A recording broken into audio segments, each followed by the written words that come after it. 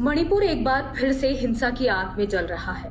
सरकार ने बेहद मुश्किल हालात में हिंसा करने वालों को देखते ही गोली मारने का आदेश दिया है। दरअसल ये हिंसा 3 मई को मणिपुर हाईकोर्ट के एक आदेश के बाद भड़की, जिसके बाद पूरा राज्य हिंसा की आग में झुलस गया। इस हिंसा की वजह से अब तक 9,000 लोग विस्थापित हो चुके हैं। राज्य सरकार की तरफ से फिलहाल ये नहीं बताया गया है कि अभी तक इस हिंसा की वजह से कितने लोगों की जान चली गई है और कितने जख्मी हैं। आखिर इस हिंसा की वजह क्या है? 3 मई को all tribal students union of Manipur ने मार्च का ऐलान किया था। ये मार्च मेतई समुदाय को एसटी श्रेणी में शामिल करने की लंबे समय से चली आ रही मांग के विरोध में था, जिसे पिछले महीने मणिपुर उच्च न्यायालय के एक आदेश से बढ़ावा मिला था। मणिपुर उच्च न्यायालय एकल न्यायाधीश द्वारा पारित मांग और आदेश दोनों का राज्य के आदिवासी समुदायों का प्रतिनिधित्व करने वाले समूहों द्वारा कड़ा विरोध किया गया है। 14 अप्रैल को जारी अदालत के आदेश में सरकार से मांग पर विचार करने को कहा गया है।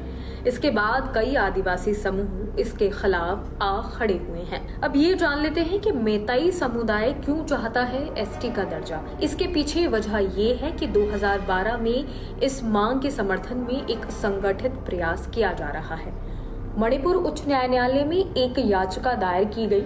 ये याचिका मेतई जनजाति संघ ने दायर की थी, जिसमें मणिपुर सरकार को निर्देश देने की मांग की गई कि वह केंद्रीय जनजातीय मामलों के मंत्रालय को अनुसूचित जनजातियों की सूची में मेतई समुदाय को शामिल करने के लिए एक सिफारिश पेश करे।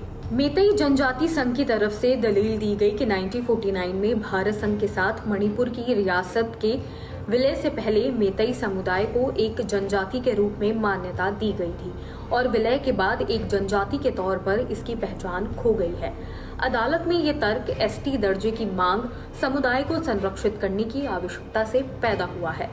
इस समुदाय की भाषा और पहचान को बचाने में इससे मदद मिलेगी।